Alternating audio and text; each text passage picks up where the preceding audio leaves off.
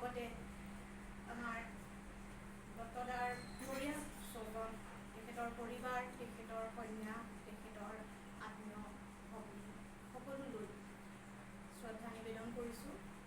আপোনালোকৰ উপস্থিতিয়ে আজি আমাৰ এই সভাখন যদিও অনুষ্টুপীয়াকৈ অনাড়ম্বৰভাৱে অনুষ্ঠান কৰা হৈছে, তথাপিও ইয়াৰ যি সুস্থ বৃদ্ধি কৰিলে আপোনালোকৰ অনুপস্থিতি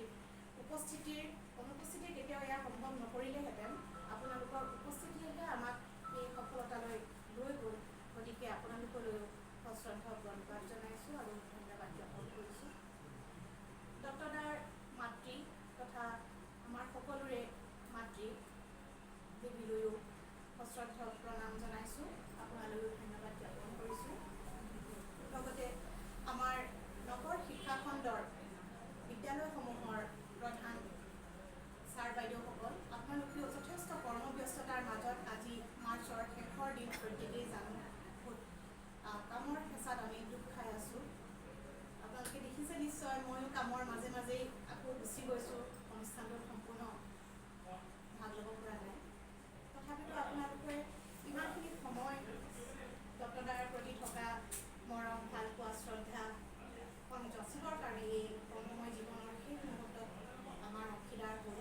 আপোনালোকৰ উপস্থিতিৰ যি সময়কণ আমি একেলগে অতিবাহিত কৰিলোঁ, তাৰ বাবে আপোনালোকলৈ ধন্যবাদ আৰু কৃতজ্ঞতা জ্ঞাপন কৰিছোঁ। লগতে আমাৰ দুয়োটা কাৰ্যালয়ৰ মোৰ সহকৰ্মী প্ৰত্যেকজন, মোৰ অগ্ৰজ আৰু অনুজ প্ৰত্যেকজনলৈ ধন্যবাদ জ্ঞাপন কৰিছোঁ। বিশেষকৈ আমাৰ হাজৰিকা দা আৰু দেউৰী দা, তেওঁলোক আমাৰ মাজত উপস্থিত আছে, তেওঁলোকলৈও ধন্যবাদ আৰু কৃতজ্ঞতা জ্ঞাপন কৰিছোঁ। আমাৰ কাৰ্যালয়ৰ ৰীমা বাইদেউ প্ৰমুখ্যে, আমাৰ জ্যোতি চেতিয়া ITP, নৰহৰি ডাঙৰীয়া, সকলোলৈ ধন্যবাদ আৰু কৃতজ্ঞতা জ্ঞাপন কৰাৰ লগতে আমাৰ দুৰ্জলোচন চেতিয়ালৈ ছাৰলৈ বিশেষভাৱে ধন্যবাদ জ্ঞাপন কৰিছোঁ। তেখেতে খুব কম সময়তে আমাক এই সভাখন অনুষ্ঠিত কৰিবৰ বাবে যিখিনি যাৱতীয় সা সুবিধা কৰাৰ ক্ষেত্ৰত অৰিহণা যোগালে, সেয়া পুনৰবাৰ সমজুৱাকৈ শলাগলৈ ধন্যবাদ জ্ঞাপন কৰিছোঁ। আজি ডক্টৰদাৰ অৱসৰৰ এই ক্ষণত আমি খুব দুখ মনেৰে, বেজাৰ মনেৰে যদিও উপস্থিত হৈছোঁ, কিন্তু এই কথা ভাবি নিশ্চয় আমি প্ৰত্যেকেই প্ৰফুল্লিত হৈছোঁ। যিদৰে বাইদেৱে উল্লেখ কৰি গ'ল, আমাৰ অজিত ডক্টৰদা খুব মানসিকভাৱে খুব সবল এজন ব্যক্তিত্বৰ গৰাকী।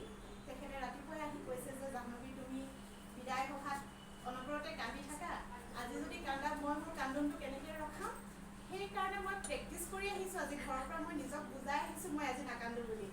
আৰু তেতিয়া মই মনে মনে ভাবিছোঁ যে আজি মই নাকান্দো, তথাপিতো আৱেগিক হৈছিলোঁ, সেইটো তেনেই সাধাৰণ স্বাভাৱিক কথা। তথাপিতো ডক্টৰদাৰ যি সান্নিধ্য শেহতীয়াকৈ আমি খুব কম সময়ৰ বাবে মই বিশেষকৈ পালোঁ। হয়তো আৰু অলপ সময় পোৱা হ'লে কিছু আৰু